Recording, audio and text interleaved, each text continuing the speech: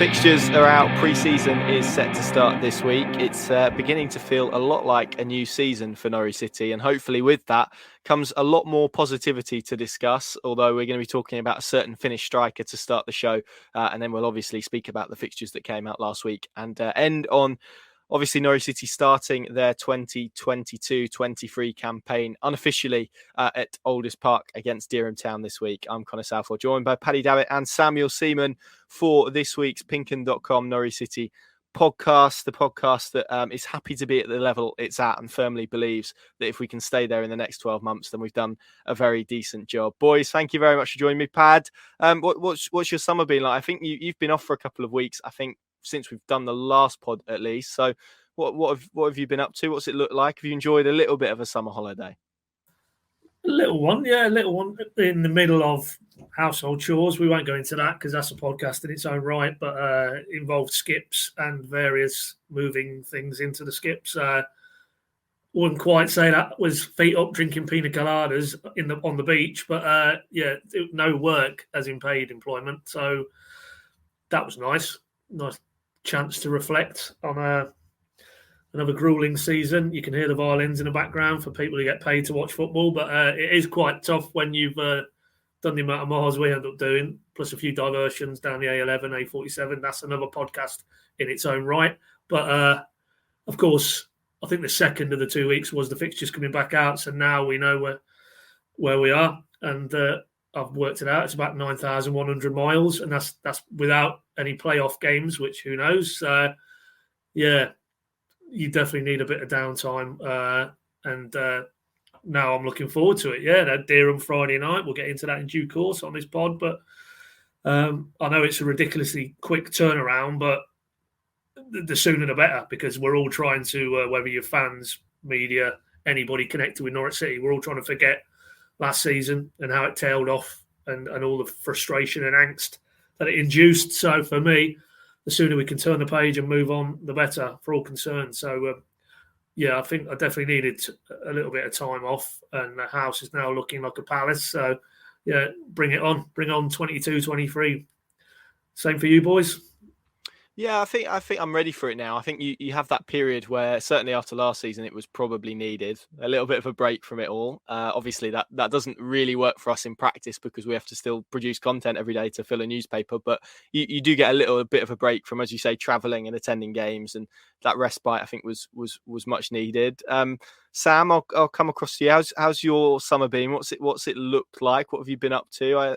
I think a lot of it for you probably would have been around a move, right? That's probably fair to say. So that's chaotic and maybe hectic in itself. So probably not the break that you needed after a little bit of a. Well, you got the end of it, but as a fan, you got the entirety. So a tough season anyway. Yeah, it's been extremely exciting searching for a flat to stay in Norwich. But no, it's definitely kept me busy. And thankfully, sort of last couple of weeks, it's ramped up a little bit in terms of the sort of content we've had to do. But yeah, I mean, as you said, it's probably mentally more than anything due a break after watching that sort of car crash last season. But I think I was probably ready to start going back to games maybe a bit sooner than the rest of you were, given that you had to do the whole cycle for much, much longer than me last season. So now I'm looking forward to it. I think Aldiss Park might be slightly different to some of the grounds we sampled towards the end of last season, but I'm still looking forward to it, a sort of different type of atmosphere, and I'm sure a lot of Norwich fans are looking forward to it. I think that this is the best thing about pre-season really, is you can't really lose. I mean, even if they go and lose 2-0 to Dereham, it doesn't really matter, and we've all got back into the swing of getting to watch Norwich City. So I'm looking forward to it. Thankfully, the flat search looks like it's coming to an end before long. So that's good news. Good stuff. Well, you're not going to be going to deadline day, which is the main thing, hopefully. With Sam looking for a flat in Norwich, obviously the talk is about whether Teemu Pukki will be looking for a flat outside Norwich come the end of the summer. We're recording this on Tuesday. Tuesday is today.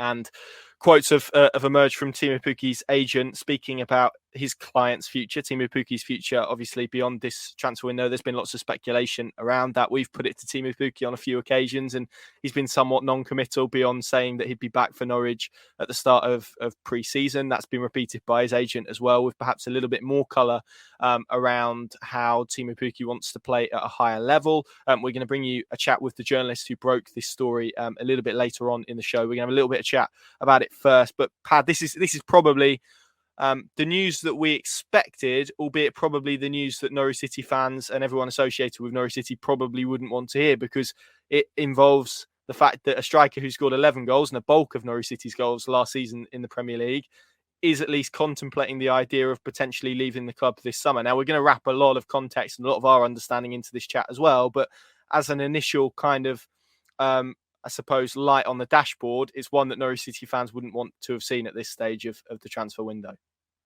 No, but I mean, we've done various chats, even in this relatively abbreviated off-season, where we have discussed the various scenarios. So, it isn't a huge surprise, but troubling nonetheless, because for reasons you state, the primary objective for Norwich under Dean Smith is to get back out of that championship as soon as possible, and ideally this coming season, and their chances improve dramatically / decline dramatically if Teemu Pukki isn't part of the equation. So there's so many factors involved in that and how it will play out from here. But fundamentally, Teemu Pukki at 32 years of age, off the back of another season when he's in double figures in the Premier League, wanting to stay in the Premier League, that's hardly a newsflash, is it? Why wouldn't he? Because, his time at the top level isn't particularly long now. And how many more seasons could he get? And could he maintain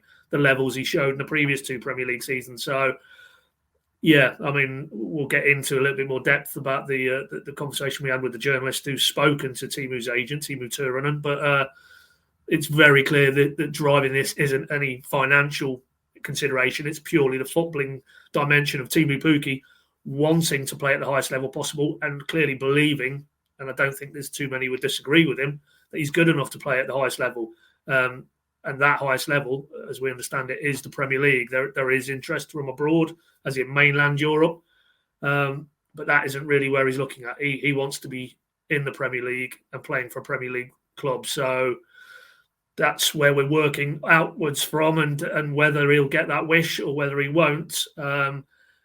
What it does do is inject more uncertainty into the whole build-up now. We're talking about Dereham being the opening pre-season friendly. You could really do without, if you're Dean Smith and Stuart Webber, the backdrop of this, allied to all the other bits and pieces that go with the transfer window and the overhang that the season's well underway before the window closes. That really doesn't aid the process of hitting the ground running, winning games of football and turning the page conclusively on last season. But I fear this could run and run because, if that is the desire that's been expressed from Teemu through his agent to Norwich City, which we understand it is, then I don't think it ends here. I think it's very much clearly now out there, and the Premier League interest that is already there may smoke out even a little bit more. So I think there's going to have to be sadly, more of these type of stories, and Norwich fans are going to have to brace for a level of uncertainty which isn't helpful or conducive to putting the foundations in place to come back at the first attempt. No, so what I'll do is I'll read the quotes in full because I think they're quite interesting, but also we can then wrap around a lot of context around it. So this is what Teemu Pukki's agent Teemu Turunen said to MTV Sports in Finland. I won't even try the Finnish pronunciation of sports because that won't end up well for anyone. But he said it's not the optimal situation that the club is in the championship. That's clear. Negotiations are going on all the time. It is then a different matter whether it leads to anything. However, Teemu is the kind of player that every player should be, that as long as there is a contract, their own business is done with honour. The starting point is that Teemu will go back to Norwich for a training session, but if something happens before the end of August, I don't know. Yes, Teemu has a desire to play at as high a level as possible. He then went on to add, the problem is that Teemu is too valuable a player for Norwich and that he's 32 years old. This equation is difficult to solve. The player is too valuable for the current club, and the player from the Premier League is too expensive for the alternative club. If you think about what has been acquired in Norwich in recent years, their money has been burnt there as well. You don't get cheap a man with more than 10 or 20 goals, as Teemu has been for the past few years. The other side of this is what Teemu represents to the club. He's a star player for fans, sponsors, and the entire community. This creates a rather big value that an individual player creates for the club. Everything has its price in football, but at the moment, the price tag of this equation may only be too high for the other party who would be ready for the player in their rank. So that, I think the last or second half of those quotes are really interesting, because that, Sam, indicates that there is an understanding from Teemu's side and Teemu's representative side that any deal this summer may be difficult to strike. And particularly with what we said, that if that pool is narrow, which as we understand he'd be looking at certainly the Premier League, possibly La Liga, but beyond that, it would probably be difficult to entice Teemu Pukki away from Norwich City this summer for any other European club. So that you've narrowed your club there, your pool down there, to 20 clubs. You can then discount the very, very top elite clubs who will be looking at different markets. So you're then narrowing that down further. That's a very limited pool of clubs initially. You then bring in his contractual situation, his age as well, the price that those clubs will be looking to play.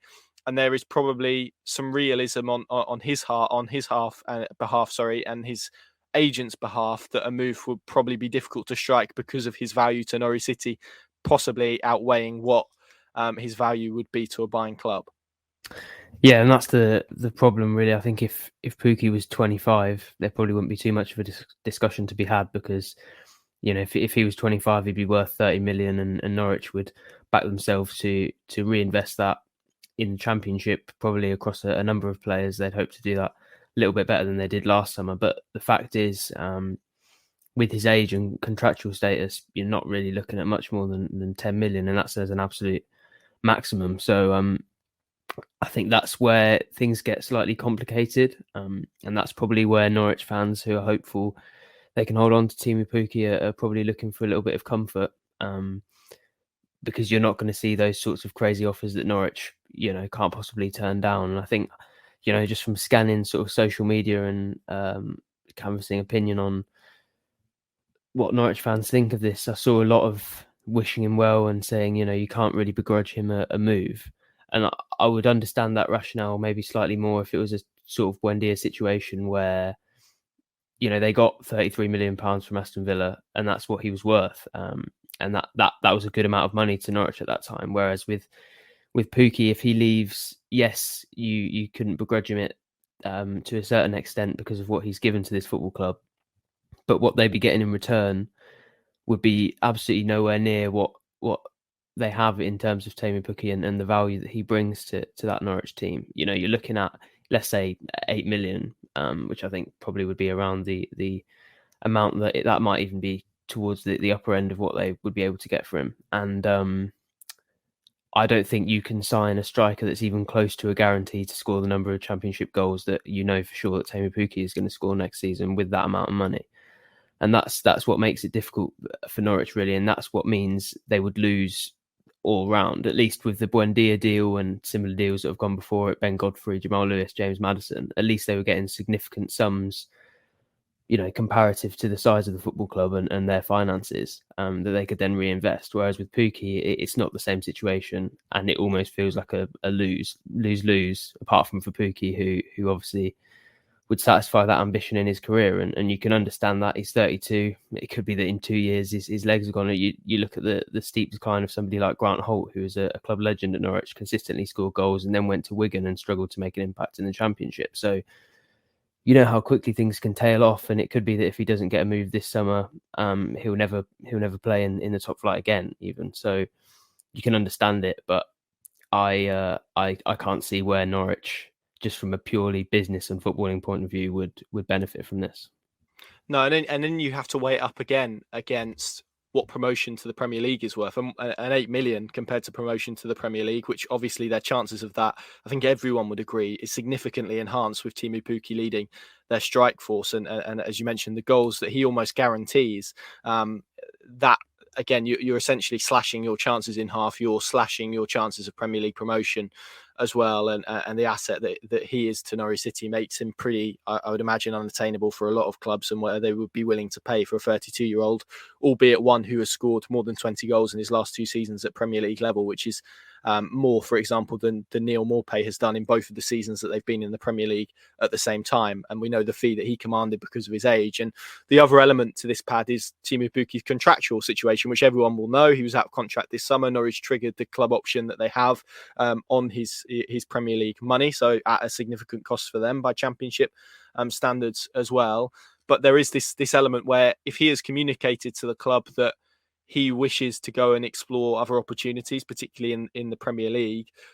He has 1 year left on his contract. He could realistically, come January, then be open to looking at a pre-contractual agreement with clubs overseas. He, of course, then in 12 months is able to go and sign for anyone that he likes.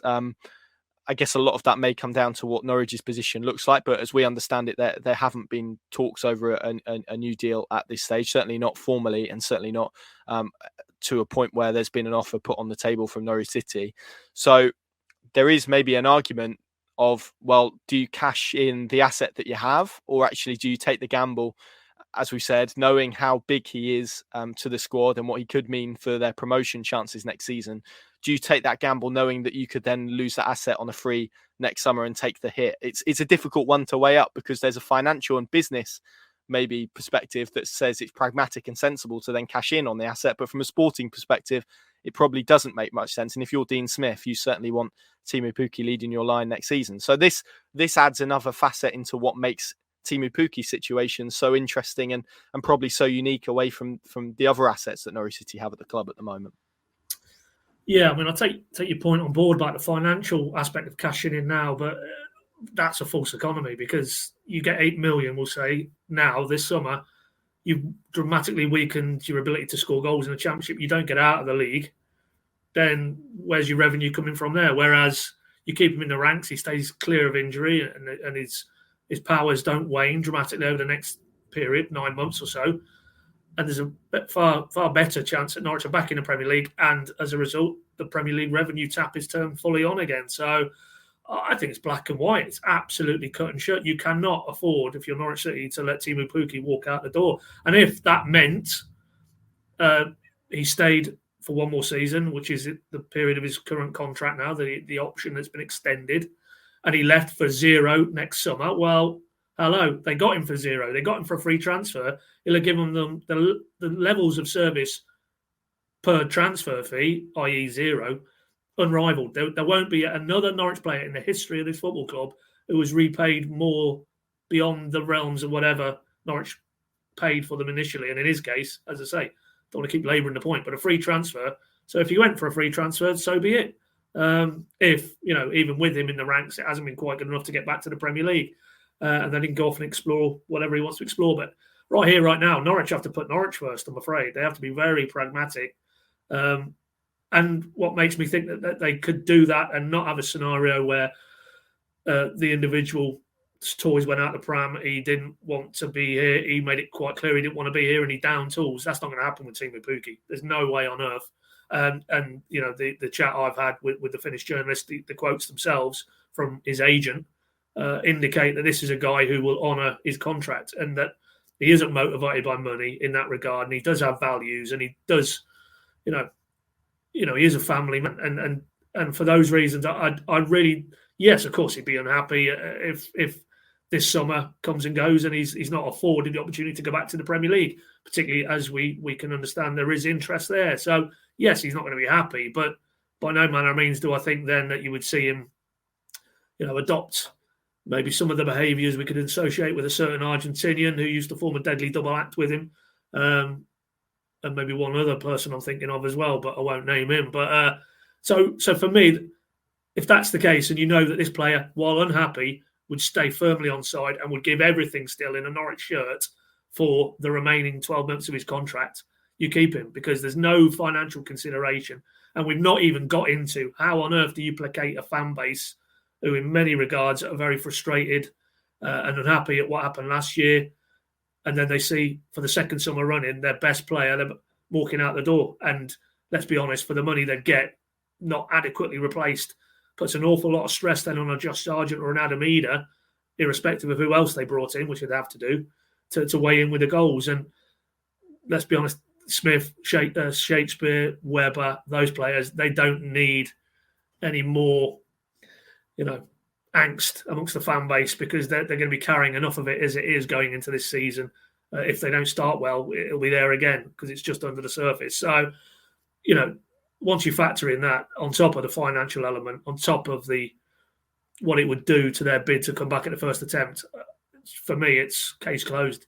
There shouldn't be any consideration from Norwich City's point of view this summer to depart Teemu Pukki back to the Premier League. That just makes no footballing or financial sense for me. Yes, of course, there's the players' wishes, but as I say, to repeat what we know of him and what both his agent and the journalist who's broken the story has said to me, you won't have a situation on your hands where Dean Smith is a stick of dynamite he's trying to deal with in the dressing room. That just wouldn't happen with Teemu Pukki. No, absolutely not. And I suppose, you've mentioned the perspective of the fans as well, but it's also the perspective of those in the dressing room with Teemu Pukki, because if you're turning up to Colney one day and you're thinking, right, okay, we're putting a squad together for a championship push. What, we've just sold Teemu Pukki? Why have we done that? That's not a club that is going for championship promotion, is it? So I think all of these things you have to consider.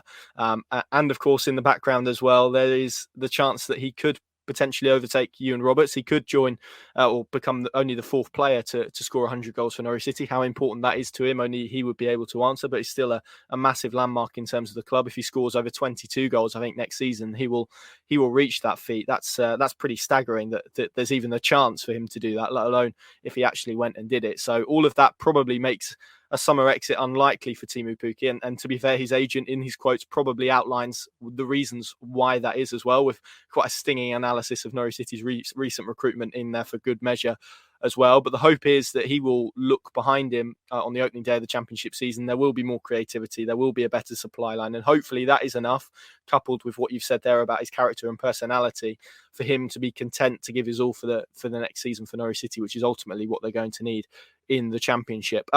Pad, I'll probably throw it back over to you really to introduce this chat with the Finnish journalist that we've managed to get. You can watch the full video on our channels once this podcast is up. If you go to our YouTube page, you'll be able to watch it in full unedited form. We're going to play a clip of it for you now.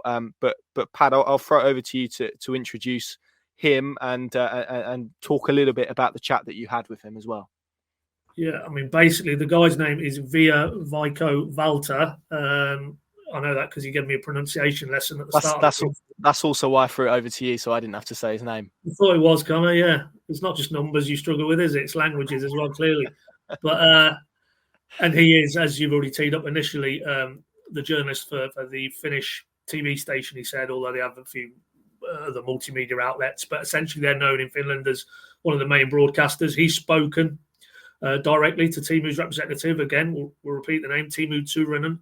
And we've digested the quotes, but that interview there's a little bit more background in there, and maybe you get a sense of how the Pukki camp, for want of a better label, feel about it, and why they have reached the position they have, why Teemu has, but also a bit more detail into why they don't think it will probably happen because of the reasons we've discussed in detail, and some nice stuff about, why what is the motivation for Teemu, and what if, as I portrayed to via the scenario that it doesn't happen for him and that he stays here.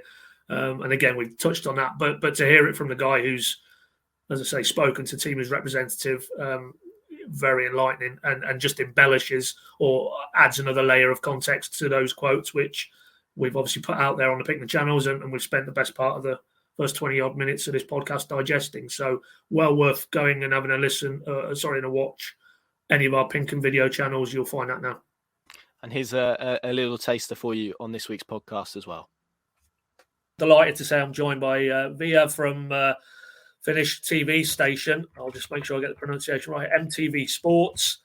And Via is going to talk to us because it's his story that's breaking over here in the UK just before Tuesday lunchtime regarding a very well-known footballer for Norwich City, Teemu Pukki, and potentially some news around where his future lies. So I'll get Via to sort of talk us through the story, but just to recap, as we all know from a Norwich perspective, Teemu Pukki, 12-month extension was taken up by the football club at the start of the summer, so he's technically contracted to Norwich until the summer of 2023. But there's a suggestion from people close to him in his camp that maybe Teemu feels that the time might be right this summer as opposed to 2023. So, Via, just you've spoken to Teemu's agent, haven't you? So I'll let you tell the story. Yeah, I spoke to him, and he was pretty straightforward with everything. So the thing is, they feel like it's a right moment to, well, not necessarily right moment to leave Norwich, but they feel like Teemu is at a certain level, which is required in the Premier League, and they feel like he's a Premier League player, and that's why it might be best to depart Norwich. I mean, in terms of having spoken to his agent, I mean, have they communicated that to Norwich? Did he let you know that? Have they more or less suggested that he would seize his future elsewhere this summer? Yeah, they've been having talks with Norwich, and from what I understand, directly with Stuart Webber. They've been talking about the club letting Teemu potentially leave to another club. Of course, there's going to be some sort of transfer fee involved, of course, but he described that the talks are ongoing, as we the talks are still ongoing. We live Norwich City. The build-up. The passion. The drama. The last-minute winners. The debate. That's why we've created PinkUn Plus. The app that takes you beyond the headlines. With exclusive columns, blogs, podcasts and videos, we've got you covered. Subscribe today. PinkUn Plus. Stay ahead of the game. Download now on the App Store and on Google Play.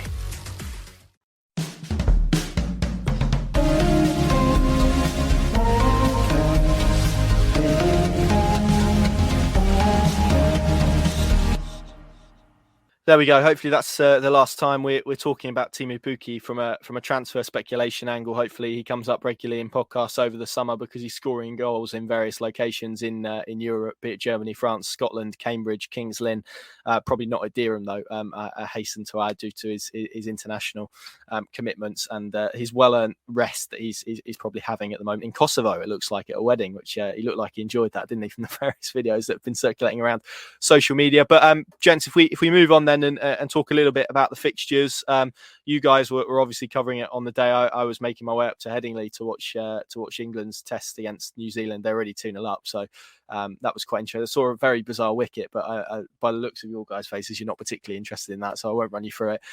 But Sam, Cardiff away, we reported that it was likely to be an away game because of obviously the work that's going on at Carrow Road, coupled with obviously the Pride stuff that is happening that weekend. It's a long trip, actually the first 6 away games, which beyond Birmingham, although that's in midweek, so you have to put that caveat on it. There's we're probably going to have to fill the car up for quite a few long trips. Yeah, and I'll take pride in calling it. To start off with, I did say, I think on whether it was, I think it was on this podcast, but I did say I expected that to be the case. Cardiff or Swansea, I said. So, 1 and 2, and I got it there. But yeah, other than that, not really too many reasons to be optimistic about it off the pitch. Obviously, we've got a lot of travelling ahead of us. I'm sure Paddy's not too disappointed to be missing out on that one. But on the pitch, I think Norwich fans will be quite pleased with that. Cardiff, I think, have been quite active in the transfer market, so that suggests they may be slightly different to last season. But based on recent evidence in terms of their performance in the Championship, with all due respect, you wouldn't really expect them to be in and around the areas of the table that Norwich are hoping to be next season. So I think on paper it looks like a relatively good start on the pitch for Norwich. A lot of hard work, as I said, for Norwich fans and for travelling Norwich fans in those early parts. But I think Cardiff is a good sort of middle of the road start on the pitch, and probably a good measuring stick for where the Championship is. There's been a lot of talk this summer since relegation, really, about the strength of the Championship and the widening gap between the first and second tiers. And I think Cardiff, a team that have traditionally over the last few years been in the sort of mid-table area, are going to offer a good example and a good way of assessing what the Championship is like at this stage. I think it's a decent start for Norwich, but also not a walk in the park by Championship standards. And I think they'll be happy with that. I've got an image in front of me that actually kind of paints out the fixtures based on among the 6 strongest teams, amongst the 7 weakest, based on kind of the bookmakers' odds. And actually, you look along that, how much sort of you want to read into this, I suppose, is up to you, really. Ultimately, I mean, for me, it's a bit, you play everyone twice, home and away. It's just what order it comes in. But actually, you look at that, and Norwich seem to have a relatively kind start, and there doesn't seem to be any particular run of time where they're facing any of those who are ranked as the 6 kind of favourites for the division at any one point. There's September, for example, where they play 2 in 3 games. But beyond that, again in October, the same really, 2 in 3 games. But there's no real headache runs where you look at Watford, who start with their opening 3 games actually are against teams who are in that bracket. So you look at that, Pad, and you think actually if you're to analyse the fixture list, so to speak, you'd probably say from a Norwich perspective, the start is relatively kind, but also there's a nice spread in terms of when they play those teams who may be their promotional rivals this season, albeit with kind of the caveat that this is the Championship. And of course, there's always one who emerges that perhaps nobody expects, or a team that is slightly stronger than people expect as well. Plus, we don't know where Norwich City are exactly going to be ranking. But to take it purely on the graphic that I have in front of me, it does look like a relatively even, well spread out fixture list from Norwich City's perspective. Yeah, I'd agree with that.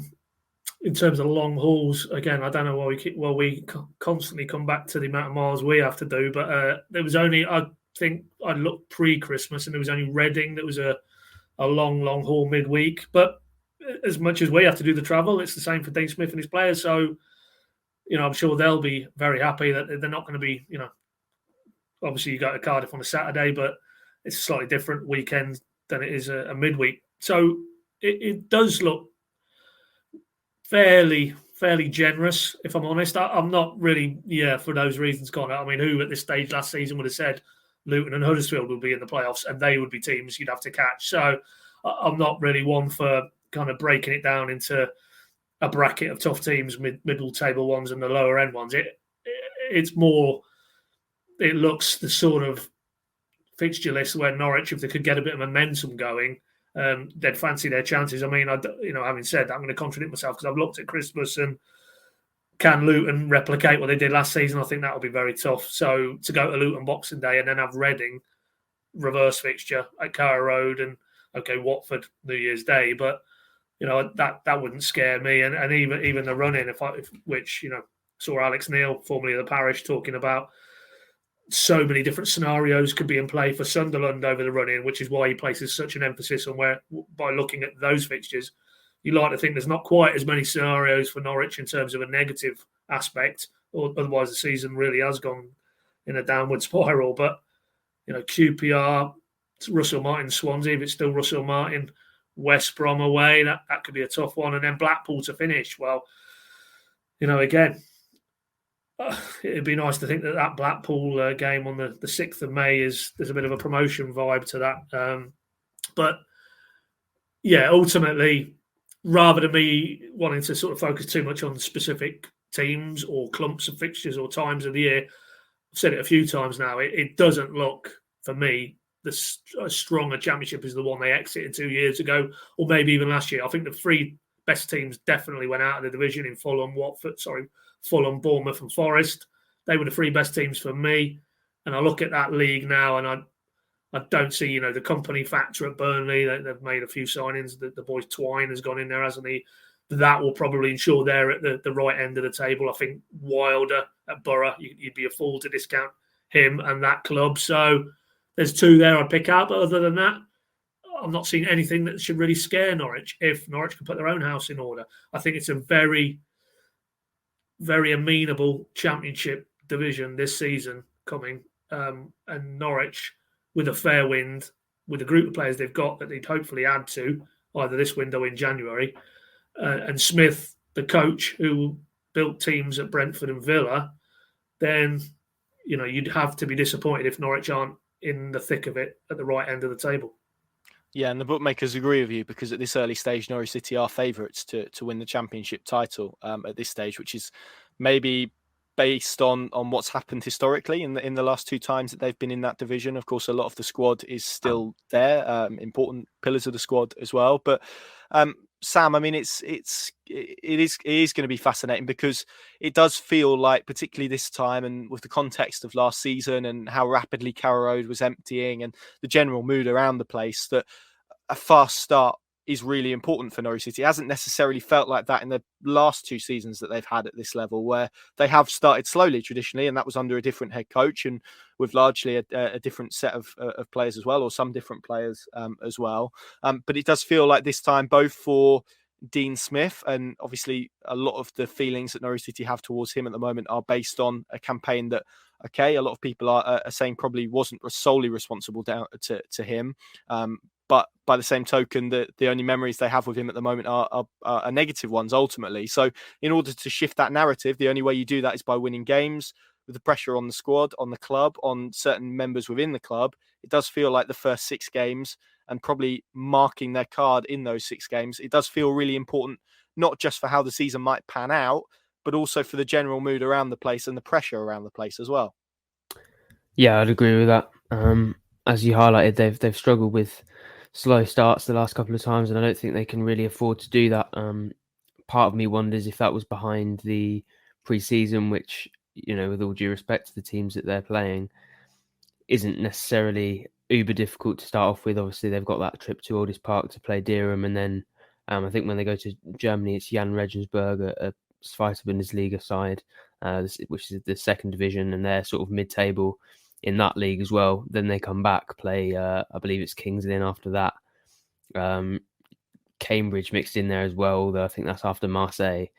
When you round it all up, there's probably only Marseille and Celtic that are similar to, I think Marseille are obviously above Championship level, but they've not got too many Championship level teams to play against. And I think that might be to do with the confidence element and the momentum element that's been lacking for at least a year now since they won that Championship title. I think Dean Smith is probably wary of that. I'm sure the sort of PR team at Norwich are wary of that as well, in terms of the sorts of reactions they've been getting for things recently, and they'll be aware of the mood. And as we all know, the best way to turn around a mood in a football club is to start winning games. So I think they have a start which definitely gives them the opportunity to do that without being, easy or the first 6 fixtures you'd pick. It's definitely could be a lot harder, and I think it gives them an opportunity. So hopefully they can sort of kick on in pre-season, and Dean Smith can be ready to go by the start of the season. I mean, the worrying element is that if you look at the last 2 slow starts that they've had, arguably they would have been the 2 seasons, if you include this one, out of the 3 that you would have expected to start best. I mean, the last 2 times they didn't have a new manager that was still figuring out the squad. They weren't coming off a 22-point miserable relegation, although obviously last time that was that 21-point relegation. I think it felt slightly better at that time, and probably the atmosphere around the club was better, and the players at the club at that time, in my opinion, were better. So, it's not exactly the ideal situation, but you do wonder if that was anything to do with Daniel Farke's sort of methods. Obviously, we know how hard he likes to work the players, and given the traditional values of pre-season and how people see that, maybe that had an impact. I think that's key. But I think importantly, the signs we're getting is that everybody knows at the football club that it's key. So they've sort of wired things to be aware of that and to go into it being aware of that, and hopefully they can sort of channel that in the best way. Absolutely. A couple of kind of other points, I suppose, to raise before we look ahead to Friday's game. The kit will be released on Thursday, not on not today or Tuesday at 9:00, where the club did a very good video actually on mental health awareness in association with Mind that was narrated by Stephen Fry. I don't know where they got that idea from, but it was very good, well produced, and I know that they've kind of had a lot of criticism for some of their output on their various channels. This was exceptional, I thought, and really captured the message of the campaign that they're trying to launch very nicely. On the kit, it will be yellow and green. If it's not pinstripes, I'm not interested. Let's move on. Pad, Aldiss Park, that's the first destination for Norwich City on what is a fairly hefty pre-season in terms of mileage. I mean, we've spoken about get the violins out again. We've spoken about mileage already on this podcast a few times, but it involves three different countries. Is it 4? I suppose if you count our own. A lot of travelling in that as well. It all starts at Aldiss Park on Friday. We're going to hear from Dereham Town's manager Adam Gusterson in a moment. I had a chat with him earlier on. That's an interesting segment from their perspective. But from Norwich's angle, what will they be looking to extract from this friendly against Dereham Town? Is probably fitness ultimately, isn't it, in the first one? But probably that they will want some of what Sam has spoken about there. You want to see a little bit maybe of Smith's tactical ideas, as well as probably a win ultimately that will maybe help cheer everyone up a little bit after a dismal Premier League campaign. Yeah, I mean, for me, it's more. I'd like to see an Bamadelia or an Ida on the park, looking fit, looking fresh. Even Josh Sargent, players who missed out towards the end of last season, just to give it that sense that, the dial can turn now, and that, there is a collection of players still, despite, they'll now have that label relegated Premier League players, and they'll have to carry that, as Dean Smith said, they're no longer Premier League players. They are Championship players, and they need to deal with that, the ones who are still going to be on board beyond September the 1st and the transfer window. But just a sense of renewal. That's what I'd like to see. I wouldn't pay too much heed to not even the result, but even the performance. I think it's very much this level of preset at this stage against this level of opposition. Really about fitness, and this is incorporated into. I'm sure as they would have done every other pre-season, they'll probably be training on Friday. They'll probably be doing a session or two before they even get to all this. So, you'll see huge amounts of rotation in terms of minutes on the pitch. So, really, it's just, for me, it's more the visual sight of some young talent, and you could even throw the Rose and Springett's into that. Maybe even a Kamara, we might see him. Tompkinson, these lads, Flynn Clark, that'd be one I'd like to have a look at as well. There's a lot of talk about him, and some of the abilities he could bring to a midfield, which was patently lacking in certain areas last season. The sight of those type of players, because that would give us an insight into Dean Smith's thinking, really. The group he has at Dereham, you would think, are probably the ones where he feels are going to be part of the journey moving forward. We did a Q&A earlier in the week, myself and Samuel, and it would appear Josh Martin is training with the 23s. That doesn't suggest that he's in Dean's thinking moving forward, and possibly, if you role play that one out, probably means he's going to be off and out somewhere else and out the door. So yeah, for me, it's which personnel and the ones who you think can renew and refresh felt like a very tired and jaded squad towards the end of last season. That's what I'm most looking for from a trip to Dereham, I think. Absolutely, it's obviously a big occasion for Dereham. They've had a difficult summer, which again Adam will get into when I play our chat in just a moment time. But just for those hoping to get down, it's cash only, pay at the gate, £5 for adults and £5 for under 16s as well if you want to come along to Aldiss Park to watch that friendly on Friday. There's also obviously people who are hoping to come by car. It's not the biggest car park in the world, so if you want to get a car parking space, come early essentially, and there's no additional cost for that as well. So that's hopefully all the details if you're hoping to come down on Friday. Sam, just to kind of throw it over to you then before we hear from Dereham Town's manager, from a Norwich City perspective, the start of pre-season, as Pad said, is often about fitness. You get various kind of tiers of pre-season. I think you get the start of it, which is very fitness based, the middle of it, which is about getting enough minutes into different players' legs at different times, and also maybe some players beginning to show performances and reasons why they should perhaps be involved. And then the end of pre-season, where we probably get a real look at what Dean Smith is thinking ahead of Cardiff, as it will be, which will probably be the when we head up to Scotland. And I think that's a trip that we're probably all really looking forward to. So in terms of this one and this kind of first phase of pre-season, it's going to be, as we've said, probably a different Norwich squad in terms of we're not going to see Teemu Pukki at Aldiss Park. We're not going to see Tim Krul. We're not going to see Danel Sinani. We're not going to see all of those players who've been on international duty. We might not see Isaac Hayden as well. So it does feel like there's probably an opportunity for, particularly if you look at those young players, an opportunity for them to get their noses ahead in terms of the competition before those players come back. I'm thinking someone like John Rowe, who didn't get a start in the Premier League. A really good start, middle and end to pre-season, probably puts him firmly in Dean Smith's thoughts, obviously ahead of some players who are probably going to come back and be assessed. So it's opportunity knocks for a lot of Norwich City players. Yeah, and look no further than the impact Todd Cantwell made in pre-season of 2019. It wasn't really anywhere close to the starting 11 when that started. Obviously, had just sort of come through the academy and started making first team appearances here and there in that 18-19 championship winning season. And Nuno Hernandez was far ahead of him in the pecking order. Cantwell has an excellent pre-season, really impresses Daniel Farke, works hard physically. I believe at that time he'd come back in a much greater state than he was when they left at the end of the season as well. Forced his way into Daniel Farke's thinking, and then he's starting at Anfield on the first day of the season. So shows you what sort of impact a positive pre-season can have, especially for a young player who maybe has a point to prove to a manager or has certain areas of the game which the manager has said they need to improve.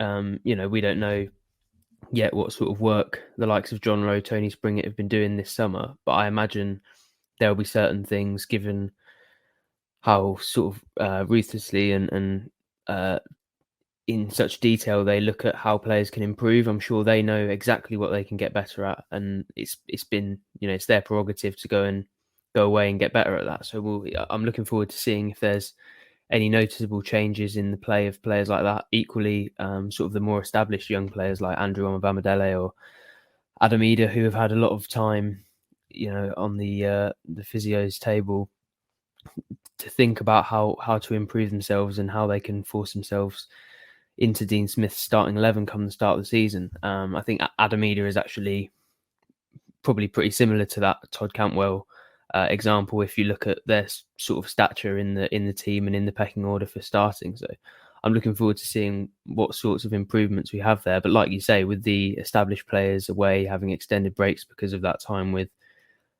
international sides, it does give them a few weeks to really impress Dean Smith and get a head start. I think that's probably an area where Stuart Webber might be looking to save a little bit of money. And I think in his interview for Club Media at the end of the season, when he did that sort of assessment, there was a little section where he was talking about the players that maybe might feel slightly like new signings this summer. And it's down to them, the likes of not only the really young players, but the likes of Sam McCallum, who have been out on loan. They've got head starts, and I'm sure they'll be looking to get ahead. As you sort of suggested, there are different stages of pre-season, and I don't think Dean Smith's going to be basing too much on how good a player looks against Dereham Town, but it does. I think the hard work will be what impresses him in the early stages of the pre-season. If they can put that in, they probably get the chances to show their technical quality against the likes of Marseille, Celtic, Hibernian, and it will be based on those performances that Dean Smith will pick his 11 for the start of the season. So yeah, lots of opportunity, and I'm looking forward to seeing who sort of grasps those. Absolutely right. Well, he's a chat with Adam Gusterson, first team manager at Dereham Town. He sort of lets us know what he's expecting from the game on Friday as well, but also how big an opportunity this is for their football club to have Norwich City rolling into town on Friday night. Delighted to be joined by Adam Gusterson, Dereham Town's first team manager. Gus, how are you preparing for this game on Friday? It's obviously an interesting one because it's a pre-season friendly, but even though it's a pre-season friendly, it's one against Norwich City, and that name coming to Aldiss Park and coming into town, I suppose, for you guys is absolutely massive, isn't it? Yeah, it's a fantastic fixture for us. There's no two ways about that, and one that we're very much looking forward to. Great opportunity for the players to obviously play against professional players and pit their wits against those sorts of players. So really good for them and really exciting for them. And yeah, for us, we know it's going to be a tough night. We know it's going to be a really difficult game, of course, and it will be a game where we're not going to see much of the ball, and it's going to be tough. We are going to suffer, I'm sure, in large portions of it. But like I say, it's a great opportunity for us to welcome a professional football club and Norwich to Aldiss Park, and we're, as a club, very much looking forward to it. And whenever these friendlies take place, there's always a lot of kind of talk about what the professional outfit will get from it, and it's usually viewed as a little bit of a fitness exercise for those teams. But from your perspective, what are you kind of, obviously the club will be looking at it as a revenue driver ultimately, and getting people through the gates and experiencing Aldiss Park. But from a purely footballing perspective, what will you be looking at as a manager of obviously also a team preparing to take on a season, and obviously a new season for you guys as well?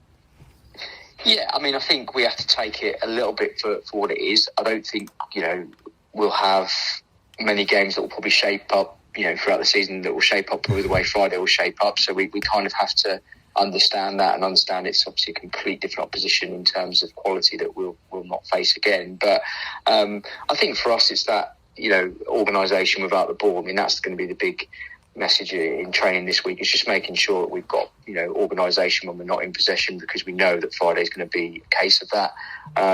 Trying to deal with that as best we can, and really just the biggest thing is trying to look for our players to enjoy the occasion and really try and take the game as though it is a normal game, and really try and do the things that they would ordinarily do, if that makes sense, when they're in possession. And I think we've just got to try and be like that, and like I say, really enjoy the occasion. But yeah, I think for us it will just be shape without the ball, trying to be as organised and as difficult to break down as we can be.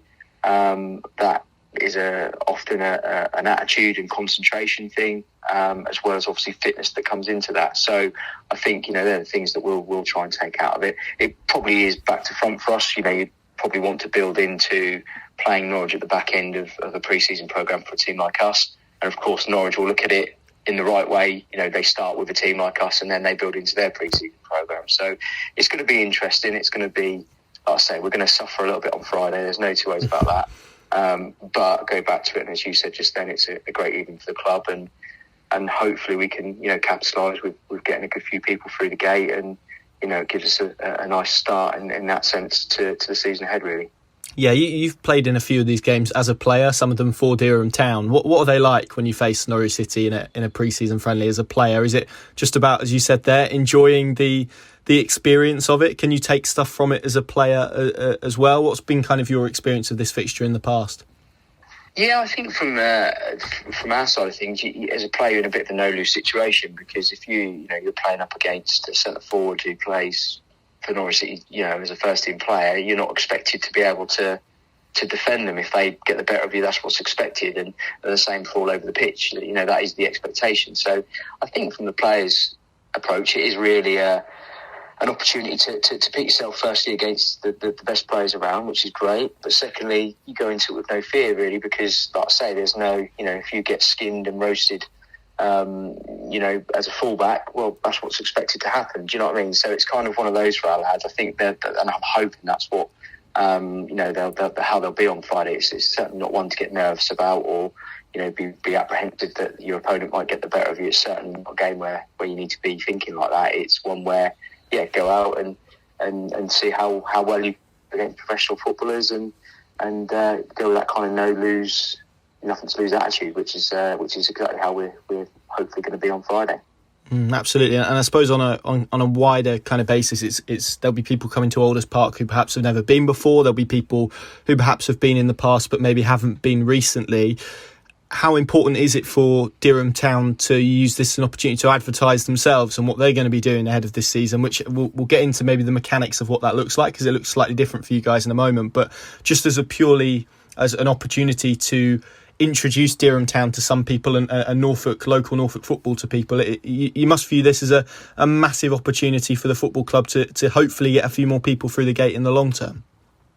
Exactly that. Yeah, exactly that. You're right. There'll be people that will come to the game that won't be, regular attendees of our games, and some, as you probably rightly say, that have never even been there before. So I think for us, it's important that we put on an experience for everyone that's there, and that's simple little things like making sure people can get a drink nice and easily. People feeling warmth as they come into the ground, and just getting a good feel factor from the football club and what it's about.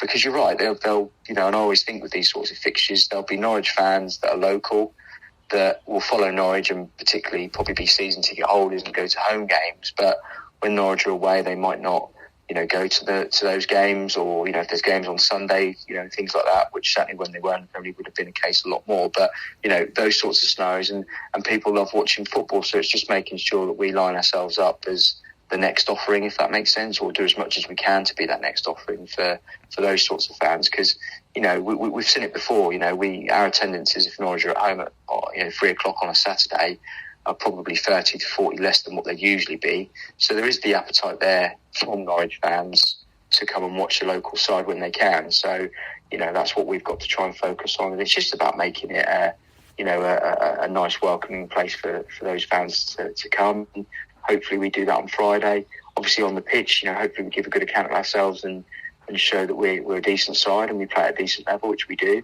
And that might entice a few to sort of give us a look, as you rightly say, throughout the season. So yeah, big night for the club really. We've got to capitalise on it because these fixtures don't come round very often, and when they do, it's important that we maximise the potential from them.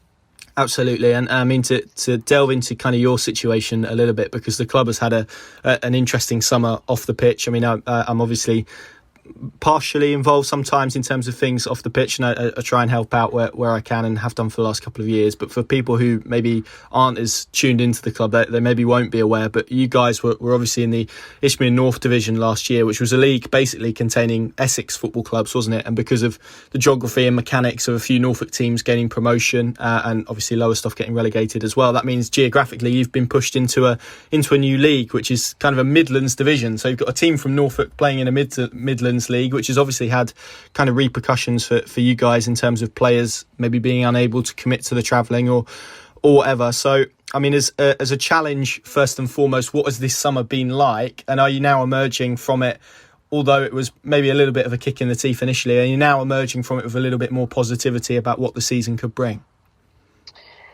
Yeah, I mean, it's been tough. It's been very tough. I'm not going to candy coat it any differently. It's been very challenging. We've lost a lot of players. I think the players we've lost from this, or from going into next season, is more than if you put all the players we've lost at the end of the season across managerial time in all of our clubs. Wouldn't be as much, if that makes sense. So it gives you an idea of how many players we've lost, and players that we wouldn't have lost had we not been moved leagues. I'm sure of that. But it's like anything, isn't it? I think you have that period of when that happens, it's a bit doom and gloom, and it's a bit difficult to see a positive resolution to it. Whereas I think we're kind of now, I don't think we are coming out of that side of it now, where we're looking ahead. We're looking at players coming in. There's players that we've targeted. There's a good core, the ones we really want to keep as well, that's staying. And it's going to be a bit more of a youthful look about the side, but I don't think that's always a bad thing. So, we're quite excited for what we can potentially get together or what we can pull together in terms of the squad for next season. And it will be very different, as you rightly say, to what we had last season. But, ultimately, I don't always think that's the worst thing. And that's kind of where our mindset and belief is at the moment. But yeah, I mean, it has been, there's no two ways about it. It's just typical, more local sides have come into the division which we were in.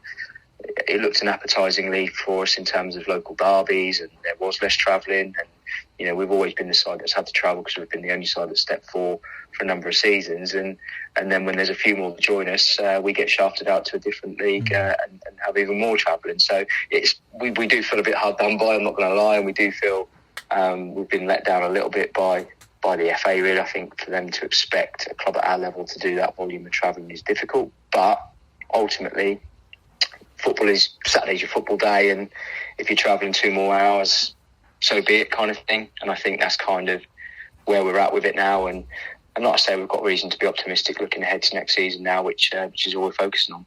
Absolutely. Now, I know you're an Aston Villa fan, so the opportunity to be facing Dean Smith on Friday as a Villa fan, that must be quite nice for you. Yeah, very much so. Yeah, well, it's the same as like with the players as well. It's great for them to put their wits against professional players, and exactly the same for us and for me against a professional manager in terms of and we'll get something out of it watching what they do and just understanding the patterns of play they have and yeah, just we're going to get loads out of it from that side of things. Really, just seeing what they do and how they're set up and how they create things like overloads in the pitch and yeah, just kind of really watching what they do. And I think for me that'll be a lot of what Friday is about, just seeing what we can possibly pinch from them.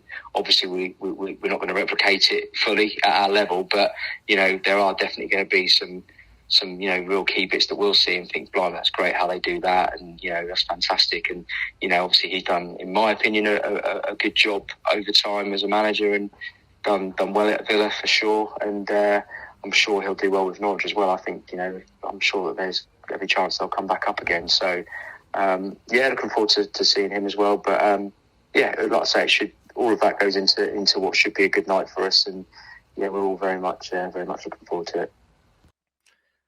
There we go, gents. I think that rounds off the pod. Thank you very much for joining me. Thank you very much for listening. We'll, of course, be at Aldiss Park on Friday to bring you full coverage of Norwich City's friendly. The best place to go for that is the PinkUn Plus app. What better time to subscribe than the start of a new season? Hopefully a more optimistic one as well. You can get a free trial now, pinkun.com, for all the details on that. There's a tab in the top left that says PinkUn Plus. If you click on that, then all of the details are there for you. We will hopefully bring you coverage of all, if not the majority of Norwich City's pre-season friendlies, and plenty more insight behind the scenes as we head in firmly into the transfer window. Forest, I think, is what it could become in July and August. Thank you very much for listening. It begins again. Let's see how we get on. See you soon.